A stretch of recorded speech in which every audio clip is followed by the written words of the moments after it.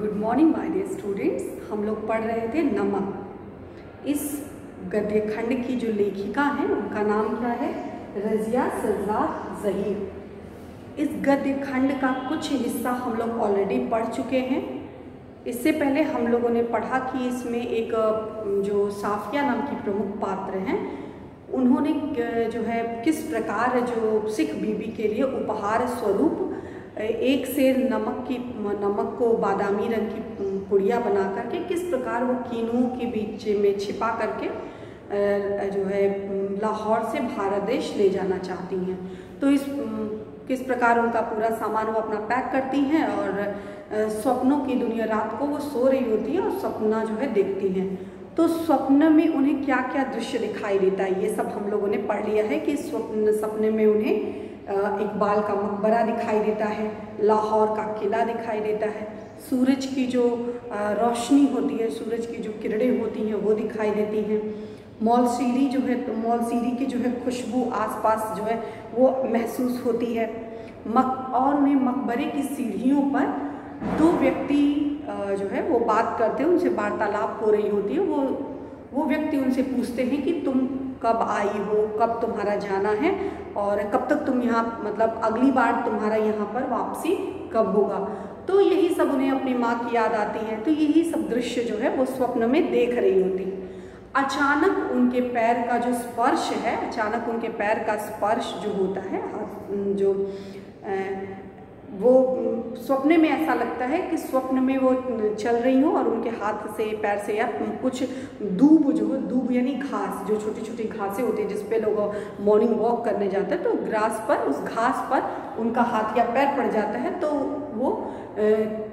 वो सपने की बात है। लेकिन वास्तविक जो दृश्य होता है, वास्तविक दृश्य में क्या होता है कि जब वो सो रही होती हैं तो सोते वक्त जब वो करवट बदलती हैं तो करवट बदलते वक्त उनका जो हाथ जो है वो कीनुओं पर स्पर्श होता है। कीनू जो फल होता है उस पर स्पर्श होता है। जब वो कीनू उनके हाथ से टच होता है तो उनको ठंडा ठंडा सा एहसास होता है।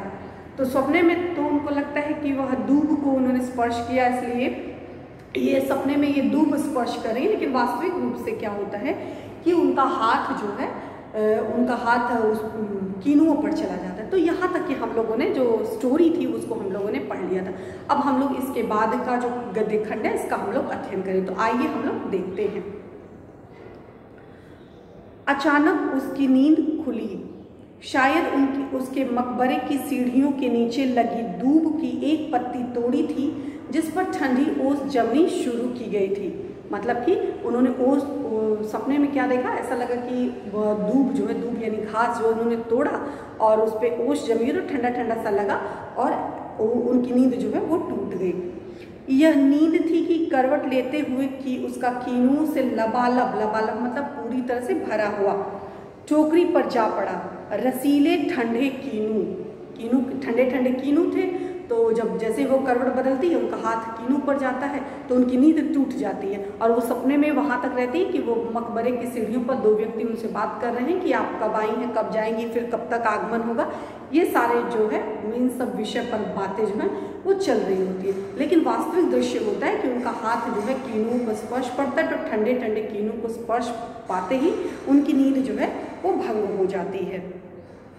रसीले ठंडे कीनू जिसको देते वक्त उनके दोस्त ने कहा था, बहुत ही महत्वपूर्ण लाइन है, इसको ध्यान दीजिएगा, कि जब उनका दोस्त उनको प्रेजेंट मतलब किया गया, दोस्त में ये इसके विषय में नहीं बताया कि दोस्त जो है मेल है या फीमेल, तो आप दोस्त के रूप में लेंगे।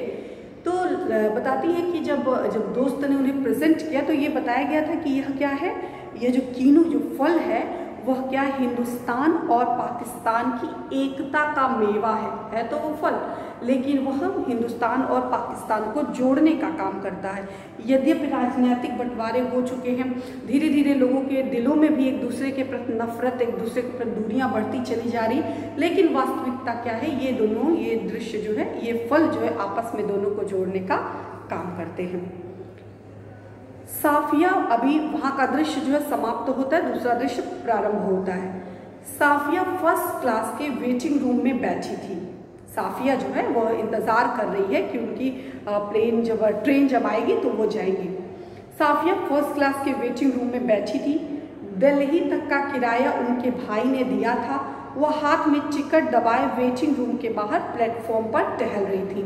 तो वो टिकट उनके भाई ने दिल्ली तक का करा दिया था, तो टिकट लेकर के वो वहीं पर टहलना मतलब चहलकदमी कर रही थी। वह अंदर बैठी चाय की प्याली हाथ से लिए कीनुओं की टोकरी पर निगाह जमाए यह सोच रही थी कि आसपास इधर उधर इतने लोग हैं, लेकिन सिर्फ वही जानती है कि टोकरियों की तह में कीनुओं के नीचे नमक की पुड़िया है। बहुत सारे लोग प्लेटफॉर्म में जैसे भीड़ होती है तो वेटिंग रूम में वो इंतज़ार कर रही होती है, तो उस समय वो देखती है, मन में वो विचार करती है कि मैं ही एक हूँ जो ये जानती हूँ कि ये जो कीनुओं के बीच में नीचे जो है वह ये नमक की पुड़िया जो है दबी है, और यहाँ पे इतने लोग हैं, किसी को इस बात का आभास नहीं है। लेकिन क्या होता है, चोर के दाढ़ी में तिनका।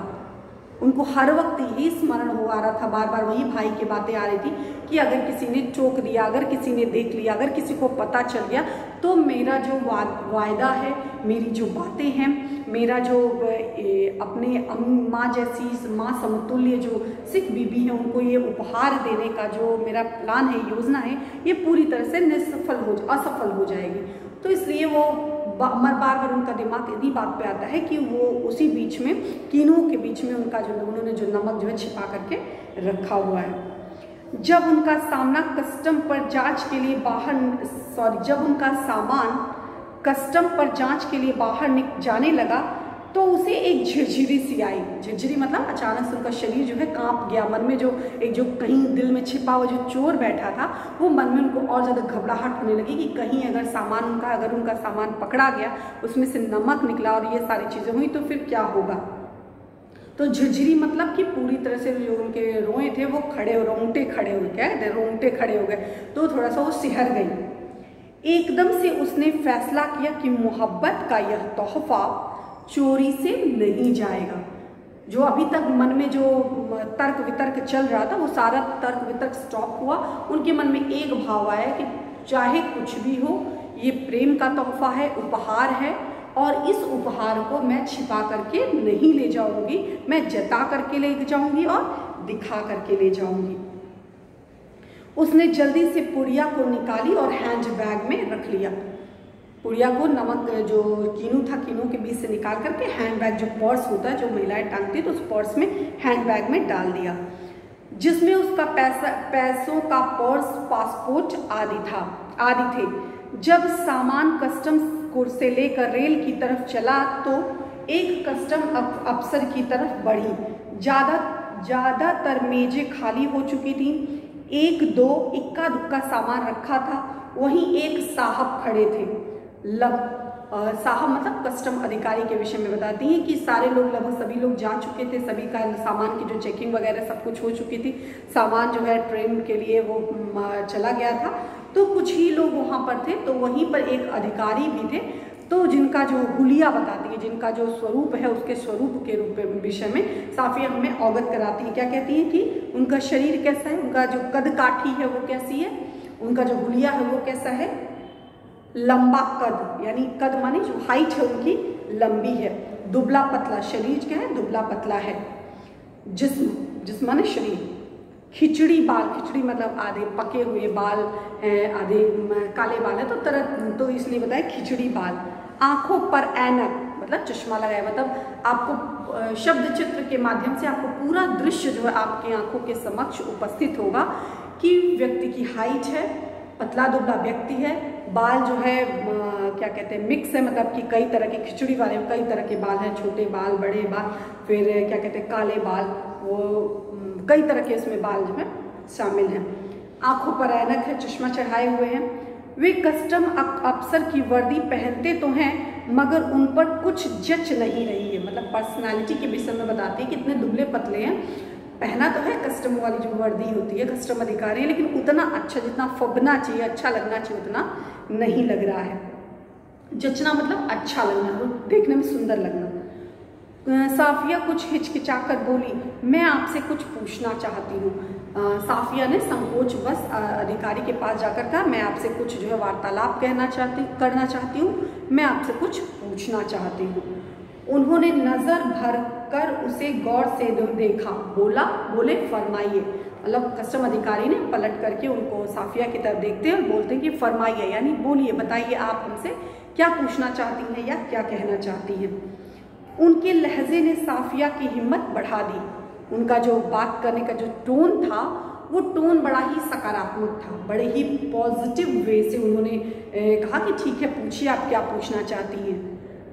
तो वे जो होता है बहुत इंपॉर्टेंट होता है। अगर आप किसी से कोई प्रश्न कर रहे हैं या आप किसी बात का प्रत्युत्तर कर रहे हैं, तो अगर सामने वाला जो उसका रिस्पॉन्स है पॉजिटिव नहीं होता है, सकारात्मक नहीं होता है, तो अगले जो पूछने वाला व्यक्ति होता है उसका मनोबल डाउन हो जाता है, उसका जो मोरल होता है वो डाउन हो जाता है, उसका आत्मविश्वास जो होता है वो कम हो जाता है। इसीलिए हमेशा जब भी अगर कोई आपसे प्रश्न करे तो आप सकारात्मक रूप से उसको थोड़ा सा आत्मविश्वास के साथ उसका आत्मविश्वास बढ़ाइए, बड़े ही प्रेम पूर्वक जो है एक दूसरे से बात करना चाहिए, ताकि वह व्यक्ति बिना किसी संकोच के, बिना किसी हेजिटेशन से आपको अपने मन की बात बता सके। तो उनका जो कस्टम अधिकारी था, कस्टम अधिकारी का जो वार्तालाप करने का जो शैली थी, उस शैली से प्रभावित होकर के साफिया ने बड़े ही अच्छे रूप से सोचा कि उनका आत्मविश्वास और बढ़ा, बड़े ही प्रेम पूर्वक हो जा करके सारी बातें उनसे बताती हैं। क्या कहती हैं कि आप कहाँ के रहने वाले हैं। सबसे पहला प्रश्न पूछती हैं कि आप बताइए आप रहने वाले कहाँ के हैं। उन्होंने कुछ हैरान होकर फिर गौर से देखा, तो उनको कस्टम अधिकारी को यह प्रश्न थोड़ा अटपटा सा लगा कि ये मुझे जानती नहीं है, पूरी तरह से अपरिचित है, अनभिज्ञ, फिर भी मुझसे पूछ रही हैं कि आप कहाँ के हैं, क्या है, तो ये सारी बातें। तो उन्होंने पहले तो गौर से देखा, फिर बताया, फिर मेरा वतन दिल्ली है। ध्यान दीजिएगा, जो पाकिस्तान का जो कस्टम अधिकारी है वो कहते हैं, पाकिस्तानी जो कस्टम अधिकारी है वो कहते हैं कि मेरा जो वतन क्या है, मेरा वतन दिल्ली है। दिल्ली यानी दिल्ली है, मेरा वतन दिल्ली है। आप भी तो हमारे ही तरफ की मालूम होती हैं, अपने अजीज़ों से मिलने आई होंगी। जो कस्टम अधिकारी हैं वो कहते हैं कि मेरा पूछ रही, तो मेरा जो वतन है, मेरा जो देश है, मेरा जो मातृभूमि है वह तो दिल्ली है, वास्तविक रूप से मेरा वतन दिल्ली है, लेकिन मुझे और आप भी तो मुझे वहीं की लगती हैं। ऐसा लग रहा है कि आप यहाँ अपने प्रियजनों से, बंधु बांधवों से मिलने आई थी। जी हाँ, मैं लखनऊ की हूँ। तो साफिया बताती है कि मैं जो हूँ लखनऊ की हूँ, अपने भाइयों से मिलने आई थी, वे इधर आ गए, आपको भी तो शायद इधर आए। लेखिका कहती है कि हो आपको भी, मतलब ऐसा लगता है कि आप भी वहीं के हैं, तो आपको भी आए काफ़ी समय व्यतीत हो गया होगा। जी, जब पाकिस्तान बना था तभी आए थे। बताते हैं कि जब हिंदुस्तान और पाकिस्तान का जो राजनीतिक बंटवारा हुआ था, जो पूरी तरह से अस्वाभाविक था, उस बंटवारे के समय ही मैं पाकिस्तान आ गया था। मगर हमारा वतन तो दिल्ली ही है, लेकिन जो हमारी जो जहाँ पे परवरिश हुई, जहाँ मेरा अपना, जिसको मैं अपने दिल से मातृभूमि के रूप में मानता हूँ, वह स्थान क्या है, दिल्ली। तो मैं कस्टम अधिकारी बताते हैं मेरा वतन तो दिल्ली है, लेकिन मैं जब पाकिस्तान और हिंदुस्तान का बंटवारा हुआ तब मैं पाकिस्तान में आकर के यहाँ जॉब लग गई, यहाँ पे बस गया। सफिया ने हैंडबैग मेज पर रख दिया और नमक की पुड़िया निकालकर उनके सामने रख दिया और फिर आहिस्ता आहिस्ता रुक कर उनको सब कुछ बता दिया। आहिस्ता आहिस्ता का मतलब क्या होता है? आहिस्ता आहिस्ता का अर्थ होता है धीरे धीरे। साफिया ने अपने हैंडबैग से जो नमक की पुड़िया थी उसको निकाला, मेज पर उनके सामने रख दिया और धीरे धीरे के करके 1 बाय 1 पूरी स्टोरी सिख बीबी के विषय में बताया। अपने भाई से जो कन्वर्सेशन हुआ वो सारी बातें बताई और किस तरह से वो उहापोह में थी कि रखे कि ना रखे, ये सारे दृश्य के विषय में वो उनसे साझा करती हैं। उन्होंने पुड़िया को धीरे धीरे अपनी तरफ से सरकाना शुरू किया। जब साफिया की बात खत्म हो गई तब उन्होंने पुड़िया को दोनों हाथ में उठाया, अच्छी तरह लपेटा और खुद साफिया के बैग में रख दिया। बैग साफिया को देते हुए बोले, मोहब्बत, ये लाइन थोड़ा अंडरलाइन कर लीजिएगा, ध्यान से इसको पढ़ लीजिएगा लाइन को। साफिया देते हुए बोला, मोहब्बत तो कस्टम से इस तरह गुजर जाती है कि कानून हैरान रह जाता है। क्या है? मोहब्बत तो, मोहब्बत मतलब प्रेम, कस्टम मतलब जो नियम कायदे हैं, तो मोहब्बत तो कस्टम से इस प्रकार गुजर जाती है, प्रेम जो है उन नियम कायदे कानून से इस प्रकार गुजर जाती है कि जो कानून है वो क्या हो जाता है, कानून हैरान रह जाता है। कहने का मतलब यह है कि जो है ये जो प्रेम है वो प्रेम सर्वोपरि है। प्रेम जो होता है वो सर्वोपरि है, प्रेम के ऊपर प्रेम से ऊपर कुछ नहीं। सारे नियम कायदे कानून सब जो है वो बेमानी हो जाते हैं जब प्रेम की बात होती है। तो यहाँ भी ये यद्यपि गैर कानूनी है, इसको ले जाना अवैध है, लेकिन चूंकि यह प्रेम स्वरूप आप ले जा रही हैं, भेंट स्वरूप ले जा रही हैं, प्रेम स्वरूप ले जा रही हैं, तो इसमें कोई प्रॉब्लम नहीं है, आप इसको ले जा सकती हैं। तो उन्होंने पुड़िया को मोड़ करके ले जा करके उनको सुपुर्द कर दिया। वह चलने लगी तो वे भी खड़े हो गए और कहने लगे, जामा मस्जिद की सीढ़ियों को मेरा सलाम कहिएगा, और उन खातून मतलब जो पाकिस्तान के जो कस्टम अधिकारी, उन्होंने कहा कि जब जाइएगा तो जामा मस्जिद की जो सीढ़ियां हैं उन सीढ़ियों को मेरा सलाम बोलिएगा, सलाम कहिएगा, और उन खातून यानी उन सभ्य महिला, जो भद्र महिला यानी उस सिख बीबी को भी मेरा सलाम कहिएगा, और नमक देते वक्त मेरे तरफ से कहिएगा कि लाहौर अभी तक उनका वतन है और दिल्ली मेरा, तो बाकी सब राफ्ता राफ्ता ठीक हो जाएगा। राफ्ता राफ्ता मतलब धीरे धीरे। कहते हैं कि नमक उनको सुपुर्द करते हुए बताते हैं कि अगर ये नमक आप उन महिला को देते हो, सिख बीबी को देते हुए कहिएगा कि आज भी यद्यपि वो भारत में बस गई हो, लेकिन फिर भी जो है उनका वतन लाहौर ही है और मेरा वतन जो है दिल्ली।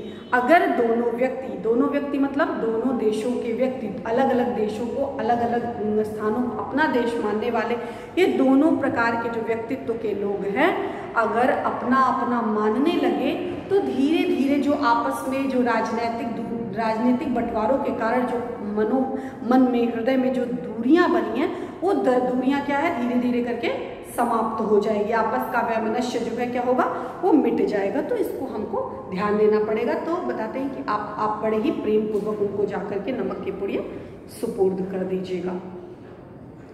साफिया कस्टम के जंगल से निकलकर दूसरे प्लेटफॉर्म पर आ गई और वे वहीं खड़े रहे। तो मतलब वहाँ से रुखसत होती हैं, वो आगे बढ़ती हैं, और जो कस्टम अधिकारी है वो वहीं पर खड़े रहते हैं। प्लेटफॉर्म पर उनके बहुत से दोस्त, भाई, रिश्तेदार थे। हसरत भरी नजरों, बहते हुए आंसुओं और ठंडी सांसों और भींचे हुए होठों के बीच में से काटती हुई रेल सरहदों की तरफ बढ़ी। अटारी में पाकिस्तानी पुलिस उतरी और हिंदुस्तानी पुलिस सवार हुई। कुछ समझ में नहीं आता है कि कहाँ से लाहौर खत्म हुआ, किस जगह से अमृतसर शुरू हुआ। एक जमीन एक ज़मान, बहुत ही महत्वपूर्ण पैराग्राफ है, इसको ध्यान से देख लीजिएगा। एक ज़मीन, एक ज़ुबान, एक सी सूरत, एक सी लिबास, एक ही लाबो लहजा, एक ही अंदाज, गालियाँ भी एक सी थी, जिनमें दोनों देश के लोग एक दूसरे को बड़े ही प्यार से नवाज रहे थे। बस मुश्किल शुभ इतनी थी कि भरी हुई बंदूक दोनों के हाथों में थी। बताती हैं कि जब हम लोग आगे बढ़ने लगे, जब हम सवार हो गए, मतलब जब ट्रेन में बैठ गए, तो उस समय सभी के जो भी बंधु बांधव थे, सबको रुखसती करते वक्त, विदाई करते वक्त सभी की आंखें नम थी, सबके दिल में गम था, सबको तकलीफ हो रही थी अपने परिजन को विदा करते वक्त। और जब थोड़ा आगे बढ़े, जब पाकिस्तान की सीमा समाप्त हुई, भारत की सीमा प्रारंभ हुई, तो जब अटारी मतलब ट्रेन जो भारत और पाकिस्तान के बीच में चलाई जाती है, उसका नाम अटारी एक ट्रेन का नाम है जो भारत और पाकिस्तान के बीच में चलाई जाती। तो जब पाकिस्तानी सीमा पार हुई तो वहाँ पर पाकिस्तानी सुरक्षा बल उतर गए और वहाँ पर हिंदुस्तानी सुरक्षा बल सवार हो गए। तो कहती हैं कि सब कुछ एक जैसा था, ज़मीन भी एक जैसी, पहनावा भी एक जैसा, सूरतें भी एक जैसा, लिबास भी एक जैसा, इवन गालियाँ तक भी एक जैसी थी, और दोनों देशवासी एक दूसरे को बड़े ही प्रेम से नवाज रहे थे। प्रॉब्लम कहाँ थी? सब कुछ एक जैसा था, सब में भाईचारा था, सब में प्रेम था, हर व्यक्ति एक दूसरे को प्रेम दे रहा था, लेकिन दिक्कत कहाँ थी? दोनों के हाथों में जो बंदूक थी, वो बंदूकें क्या थी? गोलियों से भरी हुई।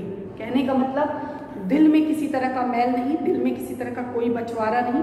राजनीतिक जो भी बंटवारे हैं, ये राजनीतिक बंटवारों के कारण जो भी भौगोलिक सीमाओं पे बंटवारे हैं, लेकिन दिल में किसी प्रकार का बंटवारा वास्तविक रूप से नहीं है। लेकिन कुछ अराजक तत्व, कुछ छोटी छोटी चीज़ें जो उनको उकसाने का, भड़काने का काम करती हैं, वो अलग मैटर है। लेकिन जहाँ पर प्रेम मोहब्बत की बात है, जज्बात की बात है, फीलिंग की बात है, सभी, चाहे वो हिंदुस्तान के लोग हों, चाहे वो पाकिस्तान के लोग हों, सभी जो है एक समान है।